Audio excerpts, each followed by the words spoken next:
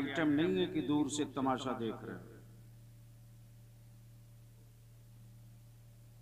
अब बोलो बलियावी की गुफ्तगू सुनने का मूड है कितनों का? उठाए रखो। स्टेज की क्या हालत है? मैं तुझे हाजी कहूं और तू मुझे हाजी कहे, यही हाल है। तब उठा लिए हो तो दोनों हाथ मुट्ठी बांध के, जिसका हाथ नीचे हो उसे गौर से देख लो, कहीं ये आदमी कंफ्यूज तो नहीं है? जिसका नाम मसलके आला हजरत है वो कंफ्यूजों की जमात नहीं है, कन्फर्मों की जमात है। बेशक, क्या बात है, वाह वाह वाह वाह। लगाओ दोनों हाथ उठा के मुट्ठी बांध के, लब्बैक या रसूल अल्लाह, लब्बैक या रसूल अल्लाह। आवाज में बुलंदी ला, लब्बैक या रसूल अल्लाह, लब्बैक या रसूल अल्लाह, लब्बैक या रसूल अल्लाह। लब्बैक या रसूल अल्लाह। ये सिर्फ नारा नहीं है, ये सिर्फ डायलॉग नहीं है, बेशक, ये ईमान और कुफ्र के बीच की पहचान भी है। बेशक बेशक, सुभान अल्लाह, सुभान अल्लाह, क्या बात है, वाह वाह वाह वाह। अल्लाह खैर करे। भाई साहब बैठने का क्या नजराना लीजिएगा।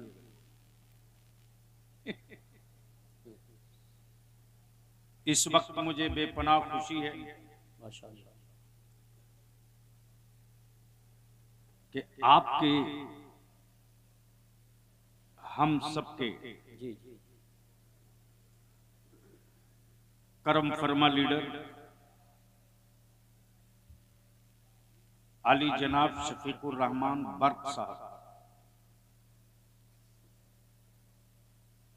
अपनों में गैरों में यही फर्क है जी, बेशक, वाह। मैं अपने उलमा से हाथ जोड़ के अपील करूंगा, काम बांटना पड़ेगा।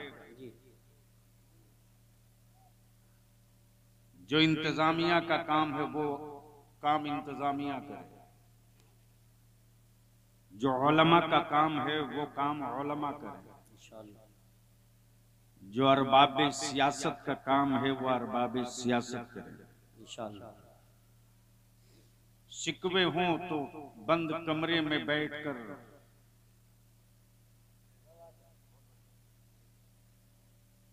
चौक चौराहों पर कपड़ा उतारने से आप खूबसूरत नहीं हो जाएंगे। इसलिए आज बलियावी की गुफ्तगू थोड़ी कड़वी होगी।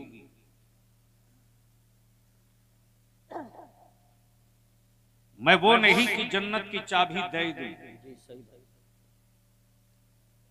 और माफ करेंगे जो लोग एजेंट लेकर जन्नत बेच रहे हैं उनकी अपनी गारंटी नहीं है।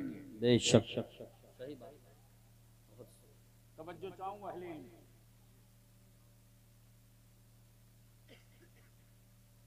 शायर इस्लाम असद इकबाल साहब, मौलाना यूसुफ रजा संबली, सैयद अफरोज मियां, ये मेरी जमात के आफ्ताबो महताब मौजूद हैं। मैं भी सोचता था कि एक जन्नत खरीद लूं, लेकिन मार्केट में कोई बहलोल दाना मिले तब ना खरीद। वाह वाह वाह। नारे तकबीर, नारे रिसालत, नारे गौसियत, मसलके आला हजरत। क्या बात है, जवाब नहीं नहीं, दिक्कत ये है ना कि ये जो बीच में हाईवे है 4 लाइन का, बाबू आना है तो जल्दी आ जाओ बेटा। देखो बलियावी से तकरीर करानी पड़ती है, स्टेज ढांसू हो तो माल निकल जाता है।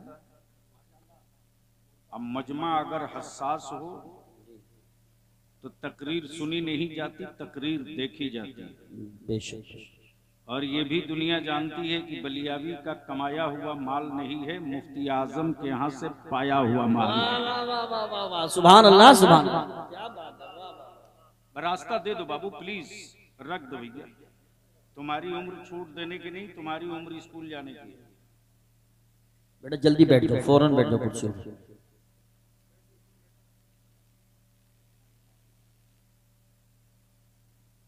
अब आने जाने का सिलसिला बंद करो बिल्कुल, फौरन जल्दी बैठ जाओ, अपनी अपनी जगह फौरन बैठ जाओ।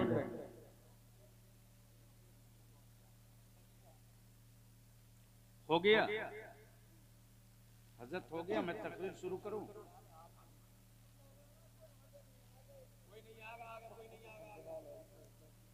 जी लगाकर नबी और आले नबी की बारगाह में दुरूद पाक का तोहफा। अल्लाहुम्मा सल्ली अला मुहम्मदिन बारिक।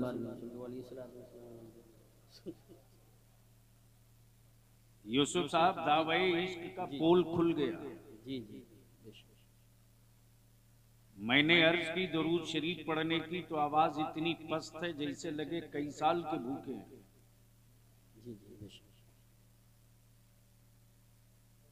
आशिकों की फहरिस्त में नाम लिखाना बहुत आसान है जी,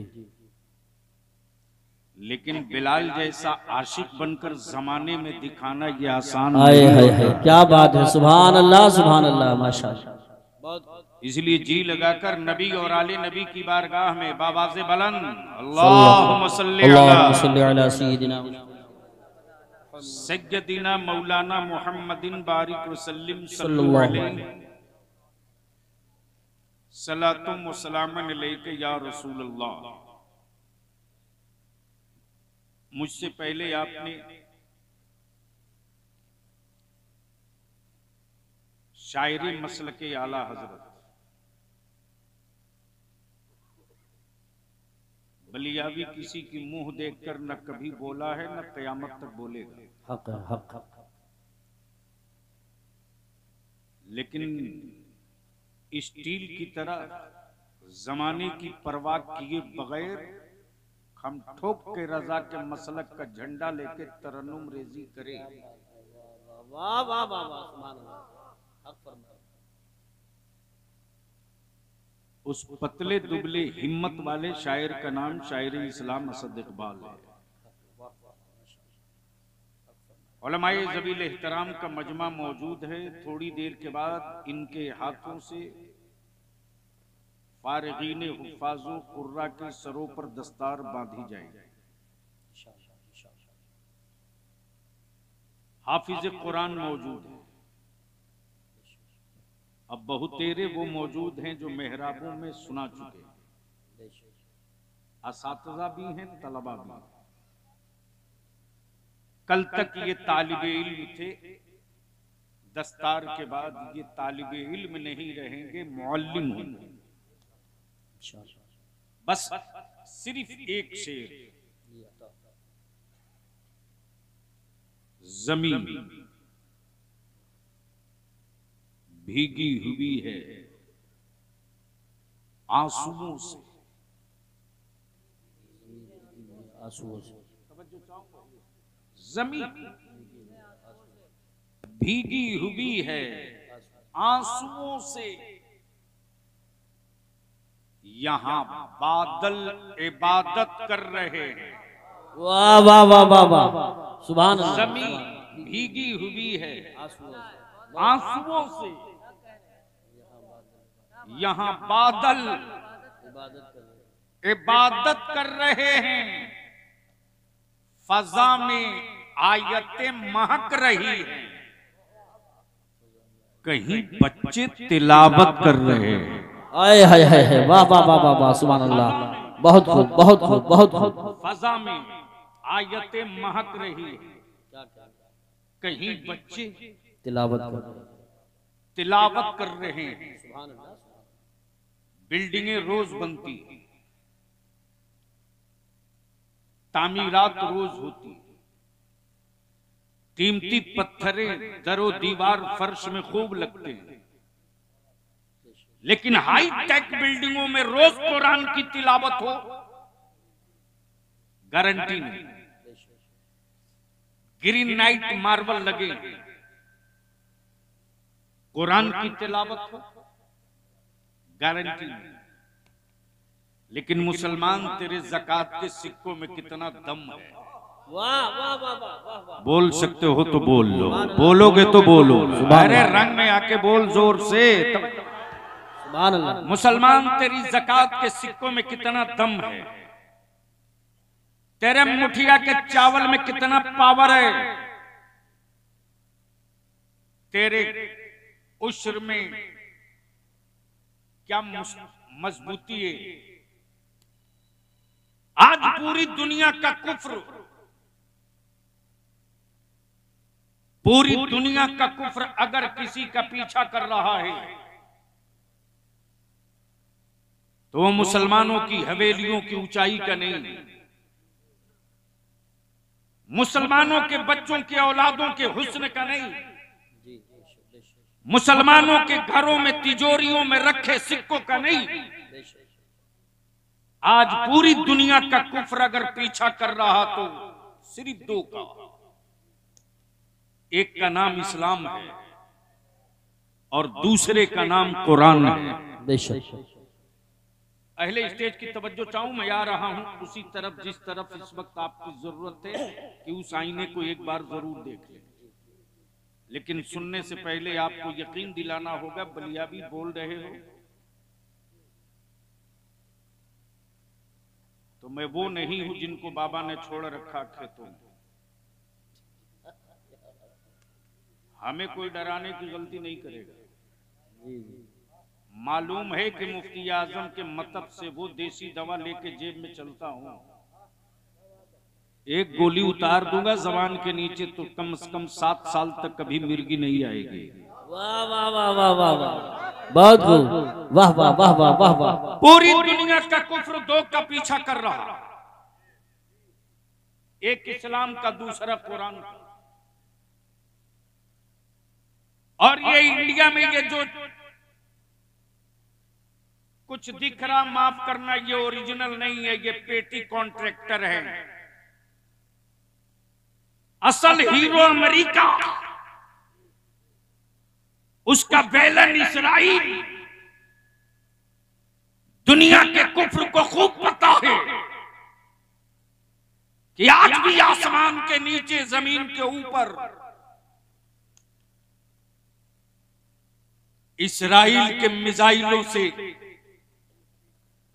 प्लास्टिक का खिलौना समझकर खेलना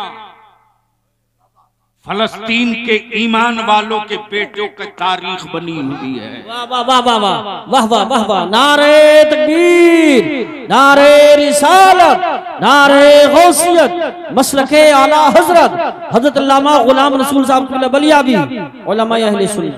अब आप नहीं लगाएंगे, कोई बीच से एक हो तो खड़ा होकर ठोक दे कस के एक।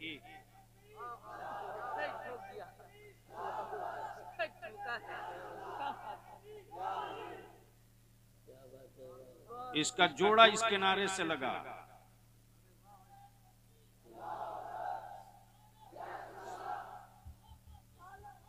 आला हजरत।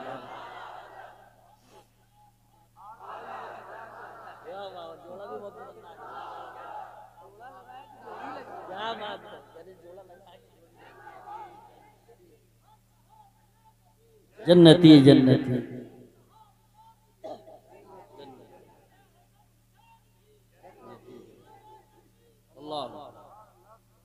जन्नतियों की ये जमात ही है। बेशक अल्हम्दुलिल्लाह, रिसर्च इस पर हो रहा कि पूरी दुनिया में गरीब मुसलमान, प्लीज ए बेटे,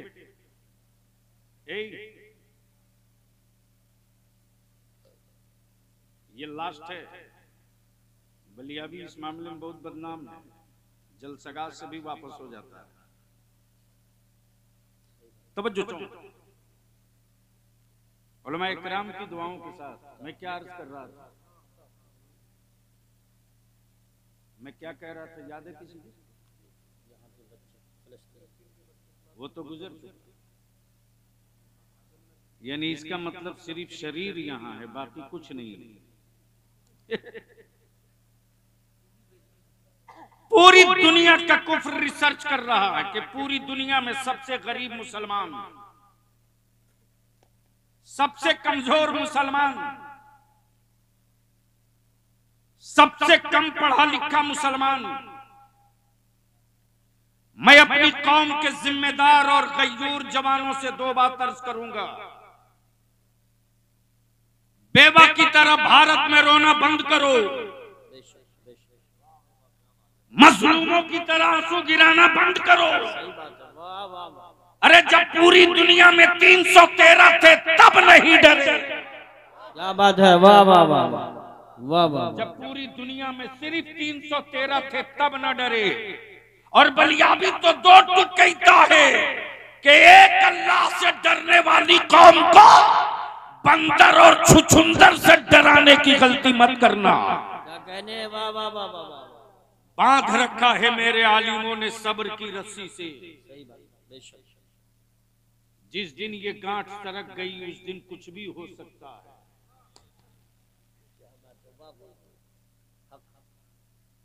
लेकिन आज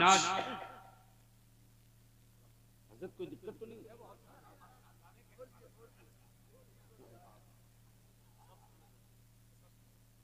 तो एक बार बोल के बता दें या रसूल अल्लाह, या रसूल। अरे रंग में आके बोल दे या रसूल अल्लाह, या रसूल। पूरी दुनिया में सबसे ज्यादा गरीब मुसलमान, कमजोर मुसलमान, कम पढ़ा लिखा मुसलमान, और सबसे ज्यादा वाहियात खर्च है मुसलमानों के पास। सही बात। अब यहां रुक कर एक कड़वी बात कहना चाहूंगा। असद बाबू, एक है अकीदत, एक है हकीकत, एक है जरूरत। अकीदत कहती है कि चलो मदीना चले, लेकिन मुस्तफा की शरीयत कहती है कि हर साल मत जाओ। अकीदत कहती है कि मस्जिद का मीनार 200 फीट ऊंचा हो, लेकिन मेरी कौम की जहालत और मेरी बेटियों की जवानी का बोझ कहता है कि 200 फीट ऊंचा बुलंद मीनार बाद में देखना, अपने पड़ोस के गरीब बाप की बेटी की पहले रुखसती करा ले फिर सोचना। क्या बात है, वाह वाह वाह वाह वाह वाह। बहुत अच्छा पैगाम दे दिया आपने, बहुत अच्छा पैगाम दे दिया। जवाब नहीं है। नमाजों की कबूलियत के लिए संगे मरमर का होना जरूरी नहीं। सजदों की कबूलियत के लिए ग्रेनाइट का होना जरूरी नहीं। अमन नबी का इश्क सलामत है तो खेत में भी सजदा करेगा मेरा रब कबूल। सुभान अल्लाह, सुभान अल्लाह, सुभान अल्लाह, सुभान अल्लाह। लेकिन दिक्कत कहां है? अकीदत के सौदागरों ने चादर में उलझा दिया। अकीदत के सौदागरों ने जन्नत का सौदा शुरू किया। जी जी।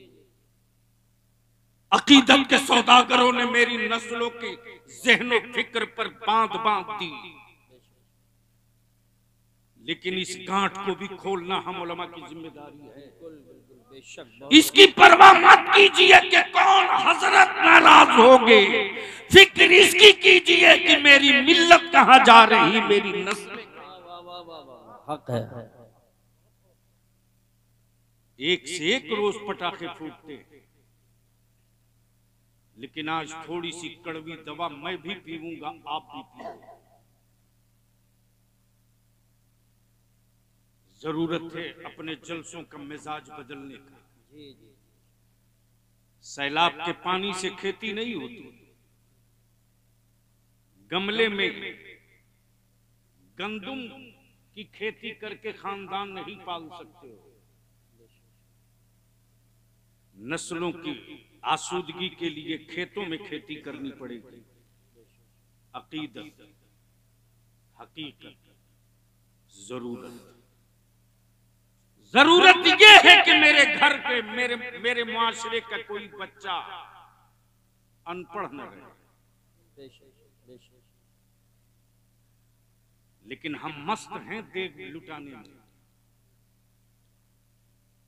हम मस्त हैं 3 लाख की चादर चढ़ाने में। और कुछ तो ऐसे चंद सिक्कों के दौलत पाने के बाद नशा में आ गए कि कुर्बानी का बकरा खरीदेंगे 5 से नहीं, 10 लाख का नहीं, 25 लाख का। अखबार में उस जानवर की तस्वीर जब तक छपे नहीं तब तक कुर्बानी हुई नहीं। माफ करना, तुमने दौलत की नुमाइश का काम किया है, रज़ाए इलाही के लिए कुर्बानी नहीं किया। बेशक बेशक। इसलिए 2 चंद पॉइंट्स ऐसे हैं जिस पर थोड़ी देर आपकी तवज्जो चाहूंगा। पूरी दुनिया का कुफ्र पीछा कर रहा, इस्लाम का, कुरान का, इस्लाम का, कुरान का। एक माहौल क्रिएट किया गया, नैरेटिव सेट किया गया। मदरसों में टेररिज्म, मदरसों में दहशतगर्दी, मदरसों में आतंक है, मदरसों में नफरत है, मदरसों में तफरीक है, मदरसों में जिहाद है, मदरसों में मुल्क तोड़ने की बात होती। बलिया भी कहता अकल के तुअरो, तुम 2 नंबर के हिंदुस्तानी हो। अगर 1 नंबर के हिंदुस्तानी होते तो दिल्ली के उन दरख्तों को गिन लिए होते जिन दरख्तों पर आलिमों की लाशें लटक रही थी, और आजादी का फतवा किसी बाबा के मठ से नहीं निकला था। आजादी के जिहाद का फतवा इसी मदरसे से अल्लामा फजल हक खैराबादी का। वाह वाह वाह, सुभान अल्लाह सुभान अल्लाह, वाह वाह वाह वाह। लेकिन हमने कहां लाकर अपनी नस्लों को छोड़ रखा है। कब तक हम सियासी पार्टियों के भरोसे अपनी नस्लों का मुस्तकबिल बनाएंगे? कब तक अपने बच्चों को विकलांग बनाकर रखेंगे? कब तक गैरों की बैसाखी का मोहताज रखेंगे? हम अपनी नस्लों को कब अपने पैरों पर खड़ा होने की लकीर खींचेंगे? और माफ करना, ये भी कड़वा सच है, ये भी कड़वा सच है। मेरे नबी के नामूस पर कोई पत्थर मारे पागल, यूनिवर्सिटियों से कोई प्रोफेसर नहीं निकलता। मेरे नबी की इज्जत से कोई खेले मस्त, किसी स्कूल से कोई लेक्चरर नहीं निकलता। मेरे नबी की इज्जत पे कोई हाथ डाल दे, सेकुलर कहलाने वाली किसी सियासी पार्टी के लीडर के गले से एक आवाज नहीं निकलती। असद इकबाल साहब जी से दारे शरीयत तहरीके बेदारी में आपने थोड़ी सी कटिहार में झलक देखी। 4 स्टेट में हमने अपने उलमा को इकट्ठा किया था, 4 स्टेट के 750। कहां मेरी कौम ने हमारी इज्जत में कमी की जी? कहां कमी की? आज भी मेरे जवानों के दिलों में आलिमों की इज्जत इस कदर। जिनको उठना जल्दी उठो प्लीज, अब जल्दी जाओ, देर नहीं करो।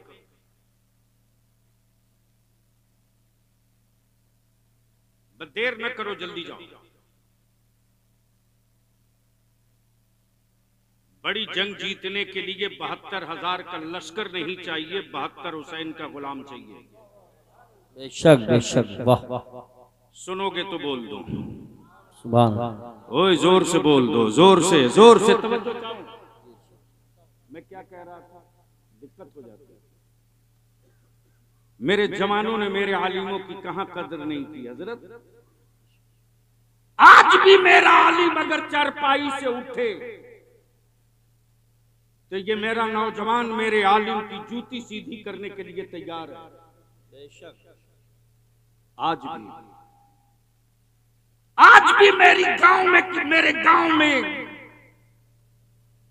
सिर्फ मालूम हो जाए मेरी कौम के किसी बेटी बहन को कि मेरे मस्जिद के इमाम ने खाना नहीं खाया है, तो आज भी मेरी माएं अपनी औलादों के हक की रोटी आलिम को भेज देगी। आज भी ये वकार और इज्जत है। इसी एहतराम की दीवार को तोड़ने के लिए कुफ्र ने मंसूबा बनाया। आलिमों से दूर कर दो ताकि मजहब की छाप उतर जाए। मदरसों से दूर कर दो ताकि इस्लाम की रूह घायल हो जाए। आलिमों से इनको अलग कर दो ताकि शराब की मंडियों में नजर आवे, मस्जिदों के सहन में न दिखाई दे। तब बलियाबी दो टुक कहता है, तुम अपने जुल्म के बादल को जितना संवार लो, तुम अपने जब्र के बादल को जितना संवार लो, जब तक मस्जिदों में वारिस अंबिया खड़ा रहेगा और भारत में मदरसे सलामत रहेंगे, न मेरा भारत कभी खतरे में आएगा, न कभी इस्लाम खतरे में आएगा। बेशक बेशक, सुभान अल्लाह सुभान अल्लाह। इसलिए थोड़ी देर के लिए मैं आपकी तवज्जो लाऊंगा। और ये भी सही है कि इस्लाम उसी वक्त लोगों पर हाथ डालता है जब इस्लाम के विरोध और मुखालफत में वो चरम पर पहुंच जाए। आप तो वोट दिए, काम खत्म। असद बाबू, ये भी एक इत्तेफाक है, जब हम राज्यसभा में थे तो मोहतरम जनाब शफीकुर रहमान बर्क साहब नहीं थे, और जब ये गए हाउस में तो मैं एमएलसी बन गया। आपको क्या पता है कि किस लोहे के, किस तलवार के धार पे दौड़ना पड़ता है। चाय खानों में एक बिस्किट और 3 कप चाय लेकर भाषण देना आसान है। चीखते रह गए खान अब्दुल गफ्फार खान, लीडर पैदा करो, लेकिन हम पर तो ना जाने कौन सा सहर का असर है। हम खुद को मिटाकर गैरों को बनाने के लिए बेचैन रहते हैं। पूरी दुनिया के कुफ्र ने पंजा लड़ा लिया इस्लाम से। इस्लाम और कुरान दो को रोक लो, मुसलमानों को हटाने की जरूरत नहीं पड़ेगी। लेकिन मुसलमान तू है किस गलतफहमी में? मुसलमान सिर्फ एक काम कर दो तो 5 साल के अंदर इसका नतीजा दिख जाएगा। हजरत, एक घर में अगर 5 आदमी है तो 5 मोबाइल है कि नहीं? बोलो, अरे बोलो, है कि नहीं? जोर से बोलो, है कि नहीं? एक मोबाइल का वो कौन चार्ज बोलते हैं असद बाबू? रिचार्ज, वो क्या बोलते हैं जिससे वो चलता है? फेसबुक वगैरह, क्या बोलते? इंटरनेट, पता नहीं उसको, हमको तो नंबर भी सेव करने नहीं आता। डेटा, डेटा पैक कम से कम 300,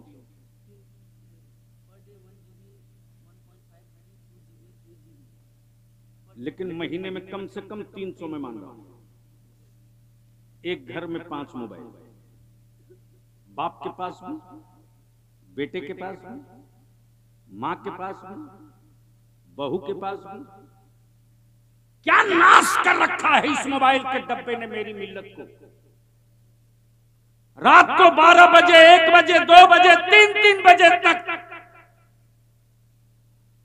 मुस्लिम टोली के नौजवान चौक पर, चौराहे पर, सीढ़ी पर, छत पर लगे। मां अलग लगी, बाप अलग लगा, बेटा अलग लगा। एक घर में अगर 5 आदमी तो 5 तिहाई 1500 रुपया। अपने जमीन पर हाथ रखकर कभी अपने आप से पूछना, 1500 रुपया तूने डाटा रिचार्ज कराने में खर्च की पर मंथ, इसका नतीजा क्या निकला? इसका रिजल्ट क्या निकला? सुबह 3 बजे निकल जाओ तो सड़कों पर गैरों के बच्चे पुलिस की बहाली के लिए प्रैक्टिस करते। मुसलमान का बेटा सुबह 9 बजे उठकर सोकर उठेगा। तुझको होश में लाने के लिए किन किन बीमारियों को दवा दी जाए। सिर्फ नारा लगा लेने से अपनी नस्लों का मुस्तकबिल नहीं बदल सकते हो। हर रोज बारात पर करोड़ों लाखों रुपया बर्बाद हो रहा।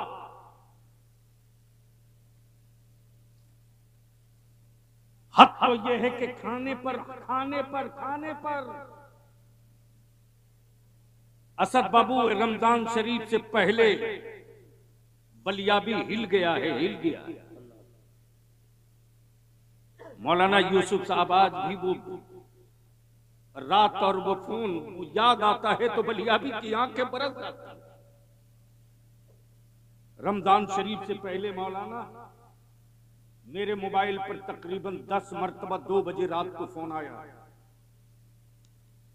जब मैं गाड़ी में बैठा तो देख रहा हूं एक ही नंबर से 10 मिस कॉल। 2:30 बजे के करीब मैंने बैक कॉल किया। उधर से एक लड़के ने फोन उठाई और कहा कि हजरत अस्सलाम वालेकुम। मैंने कहा वालेकुम अस्सलाम, कौन बाबू? उस लड़के ने जवाब दिया हजरत जो फोन किए थे अब वो दुनिया में नहीं रहे।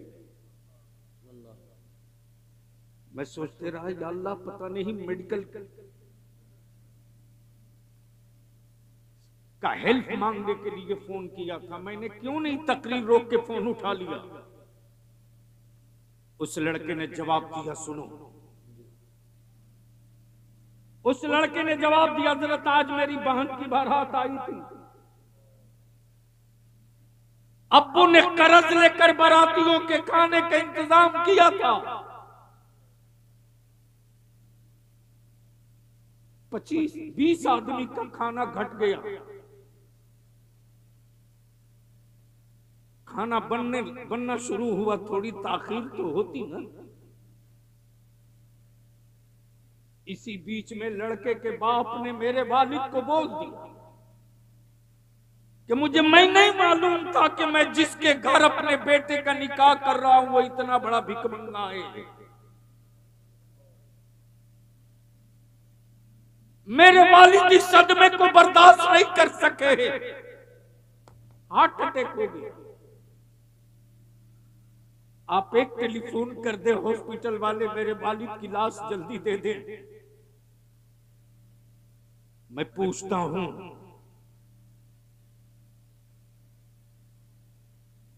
ज़मीर में जिंदगी हो तो बताओ मुझको। जिस कौम की लोगों का मिजाज ये हो कि सिर्फ दावतों पर लाखों करोड़ खर्च किया जाए, वो कौम बिरयानी का मजा तो समझ सकती है, इक़्तिदार और सत्ते का मजा नहीं समझ सकती। और जिस दिन ये कौम भूखे रहकर अपनी औलादों के हाथ में कलम थमाना जान जाएगी, उस दिन इस कौम के बेटों को न कोई आंख दिखा सकता है, न कोई उंगली दिखा सकता है, न कोई वो गोल गोल घुमा सकता है, न उसके दिलों से नबी का इश्क खत्म कर सकता, न उसको कोई 2 नंबर की शायरी कहने की हिम्मत जुटा सकता। जब तक जारी रखोगे तब तक सियार भी तेरी औलादों को डराएगा। लेकिन अफसोस है, थोड़ी सी हट करके अपनी गुफ्तगू से एक तजर्बे की बात कर दो। एक बूढ़ा शेर था, बूढ़ा शेर बूढ़ा हो गया तो जाहिर सी बात है शिकार करने में भी दिक्कत। जब बूढ़ा हो गया तो उस शिकार पे बड़ी मुश्किल से निकला तो उसको गीदड़ों ने घेर लिया। जब गीदड़ों ने घेर लिया तो जवान शेरों की नजर पड़ी, और जवान शेरों की जब नजर पड़ी तो सारे जवान शेर इकट्ठा हो गए। तब उस बूढ़े ने कहा मुझे क्यों बचा रहे हो इन गीदड़ों से? तुम तो शिकार करके तन्हा खा जाते थे, मेरे बुढ़ापे पर रहम भी नहीं करते थे। तुम शिकार करके अकेले खाते थे, मेरे बुढ़ापे पर दया भी नहीं करते थे। तब शेरों के झुंड ने कहा कि गीदड़ों ने घेरा है। सवाल बुढ़ापे का नहीं है, जी जी जी बेशक, सवाल बिरादरी का है, बिरादरी का है। क्या बात है, वाह वाह वाह, तवज्जो चाहो, सवाल बिरादरी का है। तो जंगल के दरिंदों ने बिरादरी की अहमियत समझ लिया और बलियाबी की गुफ्तगू में बिरादरी का मतलब शेख, सैयद, अंसारी, मोगल, तुर्क, पठान नहीं है, बल्कि बिरादरी का मतलब इस्लाम है। इस्लाम की बिरादरी की अगर हो तो जिस तरह वो एक दरिंदा होकर अपने बूढ़े की हिफाजत के लिए इकट्ठा हो गया, जरूरत है कि अपनी नस्लों के लिए इकट्ठा हो। बहुत अच्छा पैगाम दिया है माशाल्लाह। मेरे अजीज, सुभान अल्लाह, सुभान अल्लाह। दुनिया का दस्तूर है, बहुत अच्छा पैगाम, दुनिया का दस्तूर है। अकीदत ये कहती है हर साल तैयबा जाए, हकीकत ये कहती है कि मदीना जाने के लायक चेहरा तो बना ले। और जिस्म से जाना तो हर एक को आता है, कल्ब और रूह से जाना किसी किसी को आता है। और जब इस मंजिल पर फायज हो गए मेरे रजा, तब पुकार पड़े जानो दिल, होशो खैरात, सब तुम मदीने पहुंचे, तुम नहीं चलते, सारा तो सामान गया। सुभान अल्लाह, सुभान अल्लाह। तुम नहीं चलते रजा, सारा तो सामान गया। अब आंखें खोलो, एक तारीख का हिस्सा देख लो। जब जब इस्लाम पर पूरी शिद्दत के साथ लोगों ने अटैक किया है, तब तब इस्लाम ने उन्हीं की हवेली से अपना मुहाफिज निकाल लिया। सुभान अल्लाह, सुभान अल्लाह। तवज्जो चाहो। और यूं मीडियम वाले को इस्लाम जल्दी घास नहीं डालता, वो पहले ढील देता है कि चढ़ बेटा, देखता हूं कहां तक जाएगा। जहां तेरी आखिरी मंजिल होगी वहां से इस्लाम तेरा हिसाब लेगा। सुभान अल्लाह, सुभान अल्लाह। जैसे जय जोगी जयपाल जब आसमान छूने लगा, तब गरीब नवाज ने अपने खड़ाउन से कहा अब तू चल। क्या बात है, वाह वाह। बोल दो, ऐसे नहीं बोलोगे तब बोलूंगा, झूम के। तवज्जो चाहो। अच्छा, ये भी एक अजीब बात है साहब, जहाज तो चलते बर्क साहब, आपने देखा, हमने देखा, सबने देखा, सब चढ़ते हैं, लेकिन ऐसा जहाज जिसमें न पेट्रोल हो, न डीजल हो, न पायलट हो, न इंजन हो, और मारक क्षमता इतना भयानक कि ढूंढ के मारे। और उस जमाने में न सैटेलाइट, न खोजी कैमरा, न कंप्यूटर, कुछ भी नहीं। क्या सॉफ्टवेयर था मेरे गरीब नवाज के खड़ाउन में। वाह वाह वाह, सुभान अल्लाह। बोल दे यार, बोल दे। जो काश ये गुफ्तगू कहीं मैं और की। क्या कहने हजरत, वाह वाह वाह। बोलोगे तो बोलूंगा, जोर से बोल, जोर से। क्या हेवी सॉफ्टवेयर था। तब बलियाबी कहता, नबी की आल का तलवार जब गूंगी लकड़ी पर पड़ जाए तो आसमान से छुपे मुजरिम ढूंढ ले, आसमान में छुपे मुजरिम ढूंढ ले। बलियाबी कहता, ज्यादा पागल मत बनो, भारत में अभी गरीब नवाज लेटा है।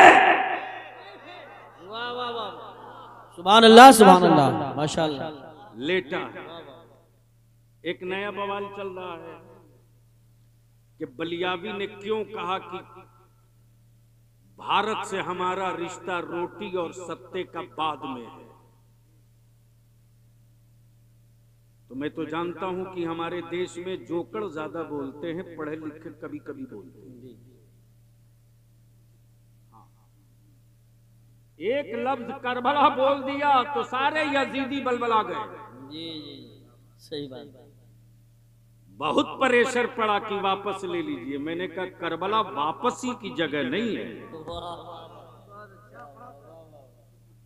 जोर से, जोर से, अरे जोर से और लहके। जब करबला से इतना डर लग रहा है तो करबला वाले आ जाएंगे तो कहां जाओगे? वाह वाह वाह। लेकिन मातम तो यह कि सबने अपनी तारीखें गढ़कर अपनी नस्लों को बता दिया। हमने अपनी सच्ची तारीख अपनी औलादों को नहीं बताया। हमने ये नहीं बताया है कि इस मुल्क की आजादी में उलमाए अहले सुन्नत ने क्या क्या कुर्बानी दी। गैरों की जयंती मनाने के लिए मेरी कौम के पास पेट्रोल भी, डीजल भी। दिल्ली बोलो तो दिल्ली, लखनऊ बोलो तो लखनऊ गाड़ी भर के जाएंगे। लेकिन ये तौफीक नहीं होती है कि चलो जरा अल्लामा फजल हक खैराबादी की तारीफ भी अपनी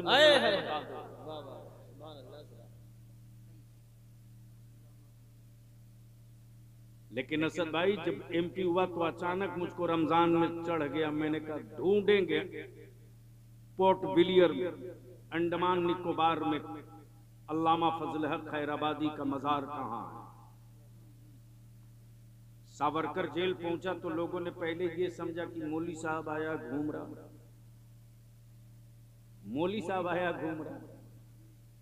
और मैं भी गया था सावरकर जेल में तो लुंगी पहन कर। नहीं, उनको क्यों समझाएंगे, उनका कोई कसूर नहीं है।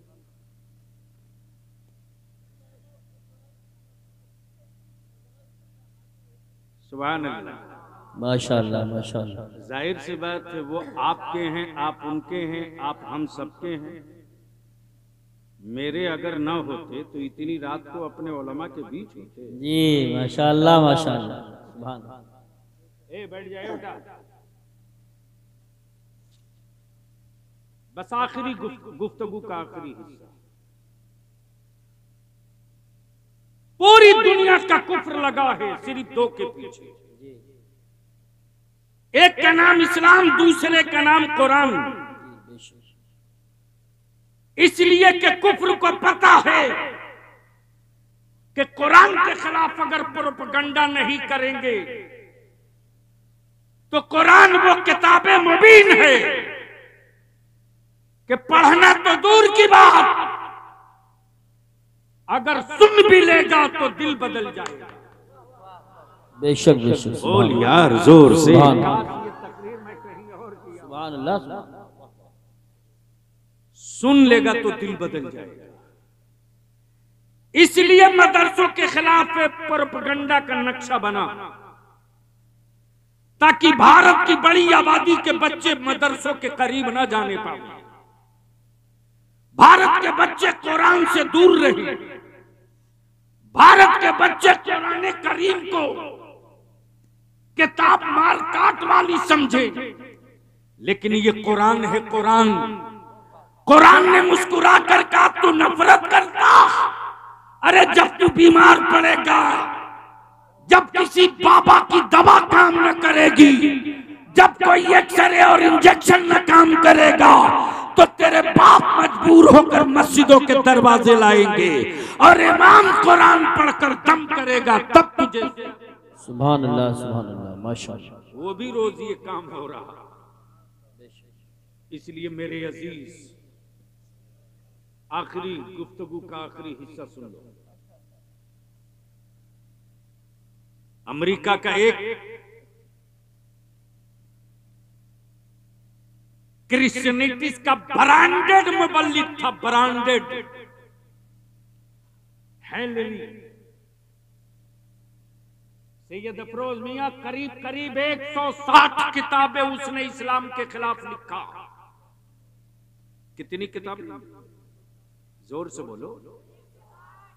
160 किताबें लिखने के लिए सोचो उसने इस्लाम को कितना पढ़ा होगा।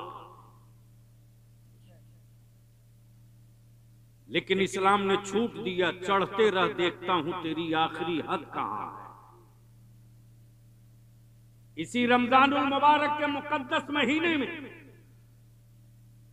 इस्लाम के खिलाफ 160 किताब लिखने वाला क्रिश्चियनिटी का सबसे बड़ा हीरो कुरान पढ़ते वक्त कुछ ऐसी आयतों के करीब पहुंचा है जिन आयतों के जलवे उसकी रूह पर असर किए और रात के सन्नाटे में चीख कर बोल पड़ा, पूरी दुनिया में अगर हक और सच्चा मजहब है तो उस मजहब का नाम इस्लाम है, और कोई सच्ची किताब है तो उसका नाम कुरान। सुभान अल्लाह, सुभान अल्लाह, माशाअल्लाह। और मैं ऐलान करता हूं कि मैंने इस्लाम कबूल कर लिया। तुमने जिनकी तस्वीरें बनाकर पूज रखी है इनको हटा दो। चर्चों में और ईसा मसीह की तस्वीर और मुजस्समे में निजात नहीं, मुस्तफा की गुलामी में निजात। सुभान अल्लाह। अब अमेरिका परेशान है कि इसको कितना पैसा दे दिया कि रातों रात बदल गया। अरे जब पैसा बांट के कर्नाटका न बदलवा सके, ये मुल्क है हमेशा अच्छी बात सोचता है, थोड़ी देर के लिए नशा में हर कोई आता है, और इस भारत से किसी का लगाव सत्ता का, रोटी का, रोजगार का, कंपनी का, कारोबार का हो सकता है। यार ईमान वालों का रिश्ता भारत से सिर्फ रोटी और मकान का नहीं, बल्कि जिस दिन मेरे नबी ने अपने ज़बाने तर्जमान से कह दिया, हिंद का नाम लिया, उसी दिन से ईमान वालों के दिलों में भारत की मिट्टी का एहतराम इतना ऊंचा हो गया कि मुसलमान अपनी सरहद भी बचाना जानता है, अपना मजहब भी। सुभान अल्लाह, सुभान अल्लाह, बेशक। तो अब आखिरी बात मैं पूछ लूं कि ये जहेज और बारात की जो फौज रोज जा रही है, ये खत्म होना चाहिए कि नहीं होना चाहिए? खत्म होना चाहिए। धीरे बोल रहे हो, अरे जोर से बोलोगे तब ना, जोर से बोलो। खत्म होना चाहिए, जहेज की लानत की नहीं होनी चाहिए। तो इस मजमे में कोई ऐसा है बाप जिसका बेटा कुंवारा हो?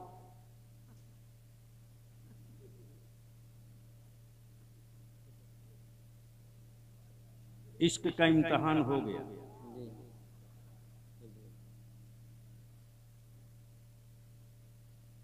मैं जान रहा हूं बेटा, बस जल्दी ही आएंगे सदर इकबाल साहब।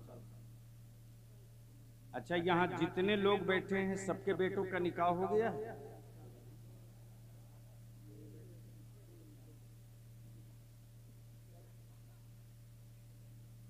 इतने बड़े मजमे में कोई बाप ऐसा नहीं जिसका बेटा कुंवारा हो? खड़ा हो जाओ। छोटा है तो क्या हुआ, बेटा है ना, तो बाद में बेचोगे, सौदा करोगे। ये है बाप जिंदगी के साथ खड़ा हुआ है। कोई दूसरा बाप है? खड़ा हो। तीसरा, चौथा, सुभान अल्लाह। इतने बड़े मजमे में ये सिर्फ 4 हैं जिनके बेटे कुंवारे, 5। अंदाजा कर लो बेटा लोग, 5। कहीं ऐसा तो नहीं कि बकिया लोग जो बच गए हैं उनका बेटा ही नहीं है? अल्लाह। पकड़ गई तेरी चोरी, पकड़ गई तेरी चोरी। तुम जैसे लोगों के कांधे पर इस्लाम सर बुलंद नहीं होगा। इस्लाम ढूंढ रहा उन फकीरों को, जिन फकीरों ने अपने कांधे पर न सिर्फ ये कि इज्जत और वकार बचा रखा है। उन्हीं फकीरों की दुआओं के बल पर हम भी टिके खड़े पड़े हैं। बेशक। अभी मैंने आवाज दिया तो ये समझ लिए कि मौलाना बलिया भी फंसाएगा।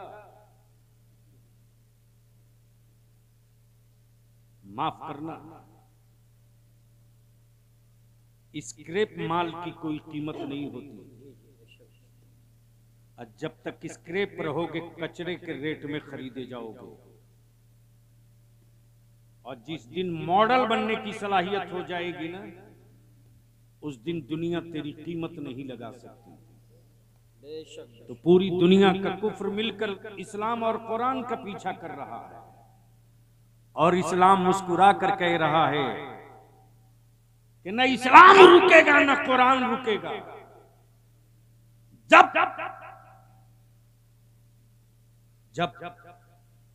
खिलाफत उस्मानिया का खात्मा हो गया तो इसी चाइना ने कुरान पर बैंड लगा दिया कि हमारे मुल्क में कोई कुरान नहीं पढ़ेगा। हमारे मुल्क में कुरान रखना देशद्रोह होगा। कानून बन गया, घरों से कुरान के नुस्खे निकाल लिए गए। जो हाफिज कुरान थे उन्हें जेल की सलाखों में डाल दिया गया। लेकिन कुरान बचाने का जिम्मा अल्लाह ने अपने जिम्मे करम पर ले रखा। सुभान अल्लाह। आसमान रब ने बनाया है लेकिन बचाने का जिम्मा नहीं लिया। रब ने जमीन बनाई है, बचाने का जिम्मा नहीं लिया। लेकिन रब ने कुरान उतारा तो बचाने का जिम्मा रब ने खुद लिया। बेशक। खिलाफत उस्मानिया के बाद जब लग गया बैंड, कोई कुरान नहीं पढ़ेगा। कुरान की तालीम देने वाले आशिकों का जत्था उतर गया। बच्चे खेल रहे हैं, इशारों इशारों में कुरान पढ़ाया जा रहा है। बच्चे बकरियां चला रहे हैं, इशारे इशारों में कुरान पढ़ाया जा रहा है। किसी ने बलियावी से पलट कर कहा कि ये इशारों में कुरान कैसे पढ़ाया गया। मैंने कहा यही तो कुरान का एजाज और मौजज़ा है कि जब नाबीना अंधा 30 पारा कुरान हिफ्ज कर सकता है तो इशारों में कुरान को अक्ल वाला आंख वाला क्यों नहीं। जी बेशक। सुभान। इसलिए डर लगता है लोगों को इस्लाम और कुरान से। तो जरूरत इस बात की है कि आप अपने बदन की एनर्जी को सिर्फ 3 काम के लिए इस्तेमाल कर दो। मत चढ़ाओ गरीब नवाज की महंगी चादर। माफ करना, इस जुमले पर अगर कोई मुझे सुलह कुल्ली कह दे तो मैं हिसाब 7 खानदान का करूंगा, छोड़ूंगा नहीं। इसलिए कि मेरे रजा का मसला ये नहीं है कि हकीकत पे न बात की जाए। मैं पहचानता हूं उन चेहरों को जो ओरिजिनल चिश्ती है, वो रजा के साथ है, और जो अहले तशा का साथी है वो अहले तशा का। इसलिए बगैर किसी रियायत के तैबा जाने को जी चाहता है, लेकिन क्या तैबा जाने के लायक शक्ल भी बना रखा। मदीना जाने को दिल तड़पता है। क्या कभी सोचा कि वो कहां शहर रसूल। मुल्क तो कायनात का खालिक तो रब है, लेकिन अल्लाह ने कीमती शहरों की कसम नहीं फरमाया है, महबूब के शहर मक्का और मदीना की कसम फरमाया है। उस अजमत वाले मदीने की तमन्ना सभी करते हैं, हर ईमान वाले को करना चाहिए, और न करे तो खोटा है। लेकिन जाने से पहले अपने को इस लायक बना लो। जब इस लायक बनोगे तो जाने का मजा आएगा। जिंदगी में 2 हज फर्ज नहीं, 1 हज फर्ज है।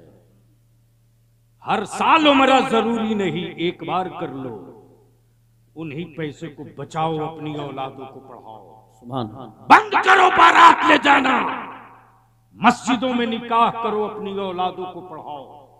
बंद करो वलीमा पर लाखों रुपया खर्च करना, खर्च कम करो, अपनी औलादों को पढ़ाओ।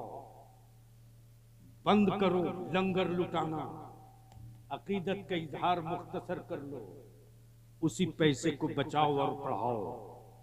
सबको मौका दिया तूने 75 साल, बलियाबी के इस मिशन का मौका दे दो सिर्फ 5 साल। अगर आपने इन जरूरतों को कुचल कर अपनी औलादों को पढ़ाना शुरू कर दिया तो 5 साल के बाद उत्तर प्रदेश की मिट्टी बदले न बदले, हालात इस कदर बदल जाएंगे कि जो आंखें लाल करके मेरे बच्चों को डराते हैं, उनके सामने मेरे बच्चे कलम की नोक लेकर खड़े हो जाएंगे और खड़ा होकर कहेंगे कि मेरे माँ बाप ने नमक रोटी खाकर मुझे पढ़ाया है, मेरे बाप ने मेरी जरूरतों को कुचल कर पढ़ाया है। हम 2 नंबर के हिंदुस्तानी नहीं है, हम 1 नंबर के हिंदुस्तानी है। मेरा हक दो नहीं दोगे तो मैं कटोरा लेकर भीख नहीं मांगूंगा, कलम की नोक से सत्ता का सीना चीर के हिस्सा ले लूंगा। वाह वाह सुभान अल्लाह। इसके लिए जरूरत है हम अपने मदारिस के मुकद्दस उलमा से विनती करेंगे, पैर पकड़ के इल्तिजा करेंगे, लिल्लाह अब सदरुल लफाजिल नहीं, अब सदरुल लफाजिल नहीं, अब मेरे मुफ्ती आजम नहीं, अब मेरे ताजुल शरिया नहीं है। जिनके रोब, इल्मी रोब, तकवे का रोब, तसल्लुत फी दीन का रोब दिखाकर जमाने के हुक्मरानों को लर्जा सके, हम विनती और अपील करेंगे। अब घड़ी देखकर पढ़ाने की जरूरत नहीं है, अब जरूरत देखकर पढ़ाने की जरूरत है। इसलिए कि ये बोझ कल भी उलमा के कांधे पर था, आज भी उलमा के कांधे पर है, मुस्तकबिल में भी ये बोझ उलमा के कांधे पर होगा। और अगर इस जज्बे के साथ मेरी दरसगाहों में असातिज़ा बैठना शुरू कर देंगे तो मुझे वो दिन याद है कि इसी दारुल उलूम नईमिया में एक ऐसे भी शेखुल हदीस थे जिनका नाम अल्लामा मुफ्ती तरीकुल्लाह नईमी था। सुभान अल्लाह। अल्हम्दुलिल्लाह मैंने देखा है कि कलेक्टर और एसपी खड़ा है और हजरत बुखारी शरीफ पढ़ा रहे हैं। जलाल ये है पढ़ाने का कि हिम्मत नहीं पड़ रही कि मुंह से कुछ बोल सके।